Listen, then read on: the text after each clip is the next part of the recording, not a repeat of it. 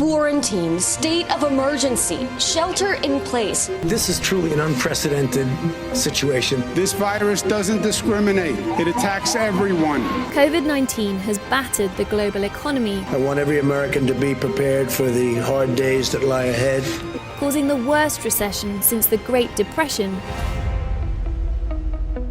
As the title suggests, this course is about the linkages between law, money, and financial macrodynamics.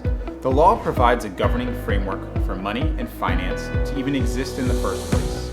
And money and finance drive the macroeconomy, which brings us growth, employment, and long-term wealth accumulation. This is a complex topic because there's a lot of debate over just how money and finance should shape macroeconomics. Specifically, what kind of legal and institutional structures should be in place. This course is aimed at providing the resources to make informed decisions about or within finance and policy.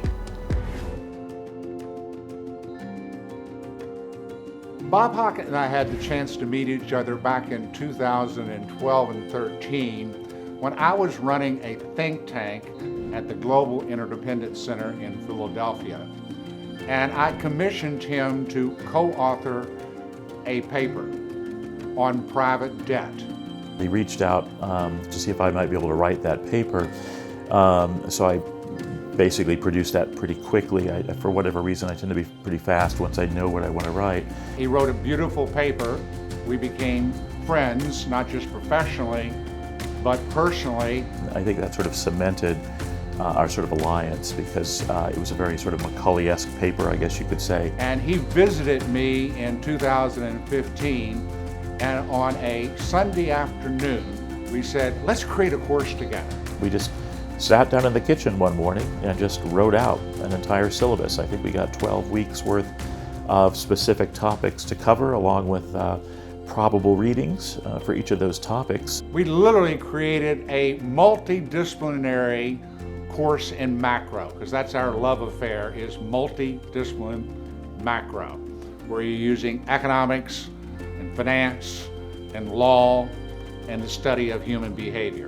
And then the rest, as they say, is history. We began teaching it a short while after that. We have regularly updated the syllabus ever since. We taught it for 3 years at Cornell Law with students from other schools as well. And then we brought it to Georgetown, or put differently, Georgetown was willing to accept us for the class. Then COVID hit, so we turned out to be the new kids on a closed down block living on Zoom. We had to do quite a bit of revamping because in a way we saw happening in real time a much more intense version of what he and I had first met each other in connection with 10 years, 12 years earlier. First day, Paul helped set the stage by explaining the concept of a collective action problem. COVID is the ultimate collective action problem. If you wear a mask and nobody else wears a mask, you haven't optimized your personal condition. Same with me. It's only if both of us wear a mask. So, you know, the key feature of a collective action problem of this sort is that multiple acts of individual rationality sort of aggregate into a collectively irrational outcome, right? We're surrounded, these things happen around us all the time. Think about an arms race, for example, right? Each party, it's individually rational if you don't know what the other party's going to do to stockpile more weapons. But if each party is doing that, you're basically both just stockpiling more and more and more weapons, but never becoming any more secure, so you're just wasting more and more money. Other collective action problems are all around us, in bank runs, stock market shortages, mass layoffs, or as we saw in the outset of COVID, toilet paper shortages. Well, it struck me that financial markets and macroeconomic dynamics are really just rife with, they're just totally cursed with collective action problems of this sort. COVID-19 was the catalyst for a whole onset of these types of macroeconomic problems. Mitigate right now, not in the third quarter, but to mitigate right now the damage that's unfolding with this mandated shutdown of aggregate demand and essentially provide Uncle Sam in a broad sort of sense, a consolidated Treasury and Fed, provide Uncle Sam being there to provide liquidity for people who essentially have great businesses but are going to go out of business if we don't have funds to them. As we quarantined in our homes and avoided spending money at shops and restaurants, rational business owners were forced to furlough or lay off staff, sending unemployment to record highs. When COVID hit, each of us individually had a rational incentive to be exceedingly cautious. And that phrase, an abundance of caution, really came into circulation everywhere in the world. Why did you? Abundance of caution. An abundance of caution, which was the right, rational thing to do. One of the big consequences, of course, of the shutdown is there's a shutdown in productive activity, right? You don't have people able to go to the workplace to produce the same goods or provide the same services that they would normally do. And that became a pretty critical part of the full story. In other words, the sense in which the problem was more than merely financial was more immediately obvious in this case. This results in even more businesses closing their doors, more unemployment, and a paralyzing downward spiral. Professor Hockett calls these problems recursive. This had never been identified by name before. I mean, I didn't know of any economist or mathematician who ever took explicit notice of this kind of recursive sort of feedback element in the most sort of destructive of the collective action predicaments that afflict financial markets in particular, money markets in particular. Once our professor helped us recognize recursive collective action problems, they then introduced the tool required to help alleviate the problems, known as a collective agent. The way that you address a collective action problem, or predicament, as I'm calling it, is through an exercise of collective agency, right? In other words, the disaggregation of the individual agents whose interactions generate the problem is itself foundational to the problem itself. Basically, that's the model, right? That's the way you deal with a collective action problem of this sort. You exercise collective agency, and you exercise it in particular with a view to rendering it no longer individually rational to do that thing which, when everybody does it, creates the problem or generates or worsens the problem in the first place. A collective agent can be a mutual agreement, a contract, a union, or a governing body that has authority to ensure individual actors act in the best interest of the whole. And of course, the most sort of extensive or inclusive collective agent of all is our national government, right? That he's supposed to be working in the name of us all and on behalf of us all, and in effect as our sort of agent. And I think, there's so many of the specific micro challenges that come up in connection with this big macro challenge that is a pandemic that can only be dealt with in that kind of collective agent sort of way, that essentially the federal government is called upon to do much more now within a very short span of time than it typically is under ordinary circumstances. It was towards the end of the first day of class that Professor McCulley finally brought up his discussion points, made on CNBC the day prior.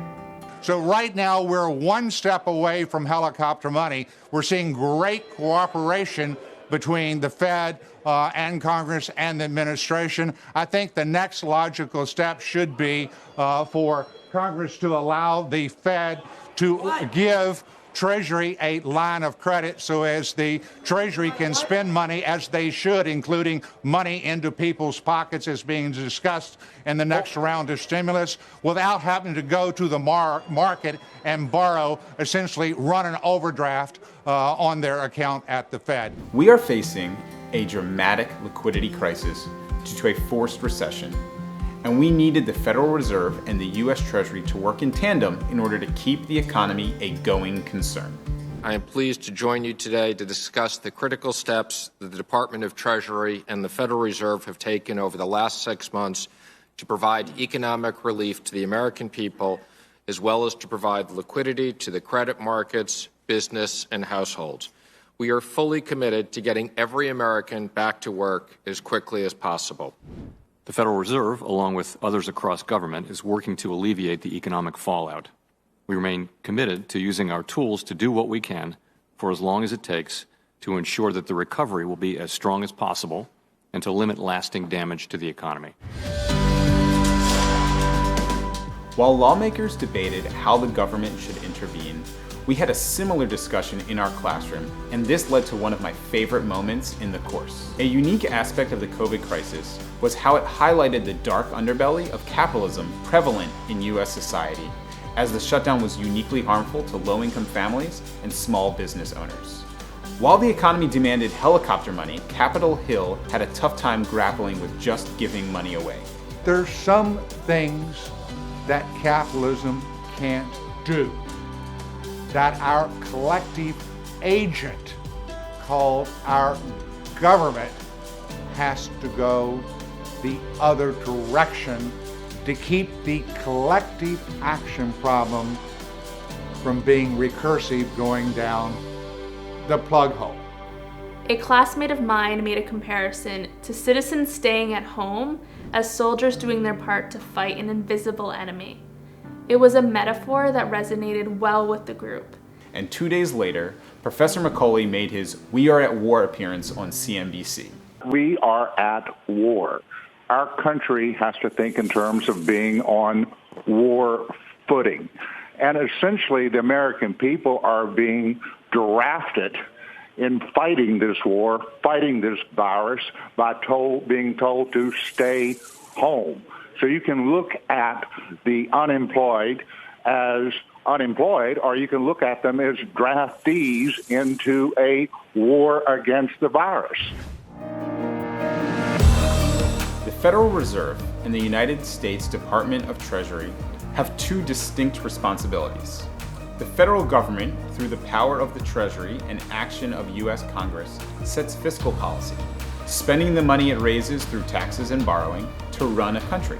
The Federal Reserve uses various levers of monetary policy, like buying and selling government securities, to change the amount of money in circulation, to ensure the smooth operation of the country's economy. Historically, these two powers worked at odds, with a mission to keep inflation at bay. The short answer is the size of the deficit doesn't matter right now. The important thing is that it needs to be as big as necessary to bridge this economy to the other side of this act of God. The Fed, as Jay said yesterday, is in the lending business. It's not in the grant-making business. And Congress is in the grant-making business, including the equity that goes into the Main Street facility. So basically, Jay said, I've done everything I can do, and I will keep doing everything I can do, but Congress has got to give some fiscal relief. Only Congress can spend money. The Fed can just lend money, including to Congress. The CARES Act, which injected money into the economy, was financed essentially by the government printing money. Specifically, the Treasury issued a vast amount of new debt that the Federal Reserve simply bought and retired immediately. These actions undid decades of conventional wisdom around macroeconomics. The sort of associated financial panics or financial fears, and then the associated need for a collective agent in the form of the Fed to sort of step in to kind of put a floor underneath dropping prices and the like. All of that sort of happened, it was in a sort of compressed time period, but it happened very quickly.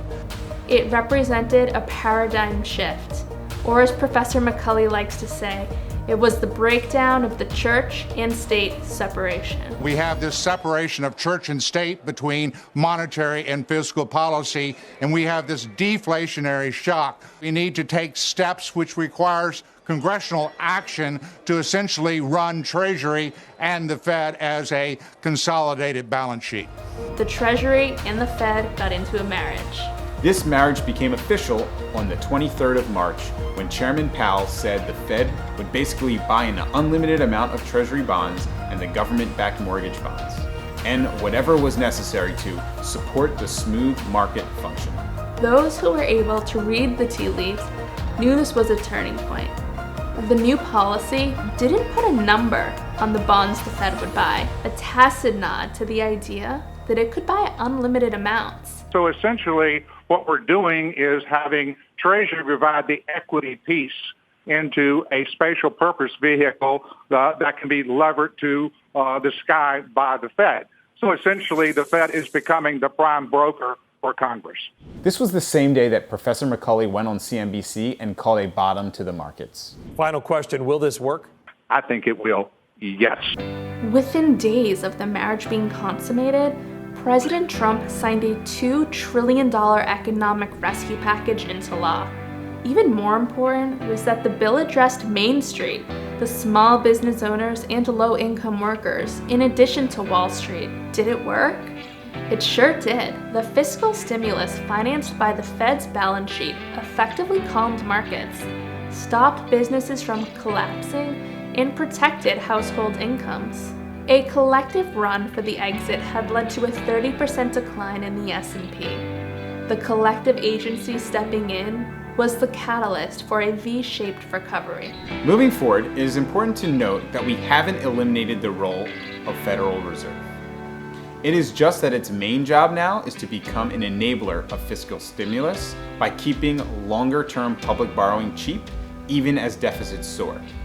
It can do either by buying bonds directly or pegging longer-term interest rates near zero. So we are essentially printing endless amounts of money. But surely there is no such thing as a free lunch. After passing the law, there was still one issue looming large. How can we just print money without consequences? Sure, printing money carries inflation risk, but even during the last decade of quantitative easing, we failed to achieve our inflationary targets. Another big part of the course then, as Paul and I teach it, is the forms that these exercises of collective agency take as a way of either preempting collective action calamities in the first place, or addressing them and mitigating them after they've actually occurred. If inflation is being generated out there, the role of the monetary authority, or the Fed, who is our collective agent acting in the money markets, is to raise the rates, basically make money dearer, and to do the opposite in the event that you have a deflation going on. And the way you respond to that is with some sort of hyper-stimulative policy, ideally through fiscal tools, but also through complementary monetary tools. And if you don't have a Congress that's that's sort of willing to live up to its role, you fall back on monetary policy alone, and you try to become really innovative there and develop new forms of QE, as the Fed has been sort of forced to do multiple times since 2008, 2009. And now, in the face of COVID-19, we are facing a deflationary cycle.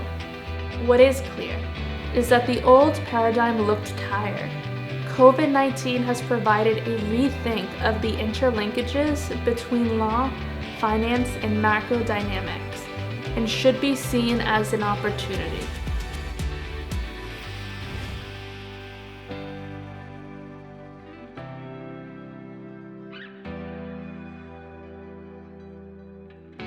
I chose to take this course because, first of all, the description sounded very fascinating. It sounded unlike any other course that I had taken at MSV. It's a rare opportunity to hear two experts opine on the rapidly unfolding landscape of public policy and economic procedures. The professors had a world of experience, a lot of great credentials, and I was interested mostly in the interplay between economics, business, fiscal policy, and law.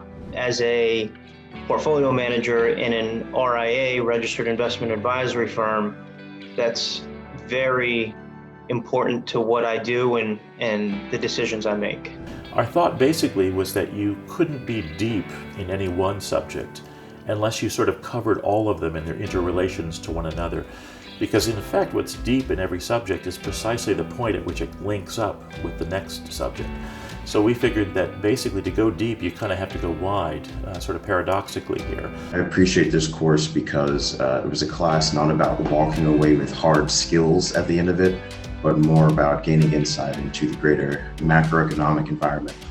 The timing of the class really drew home the topics that we were learning and discussing about in class. Professors adapted it to the situation that we were going through with COVID, how the government was negotiating about different economic relief packages. and the implications of that on the business industries and on lawmaking.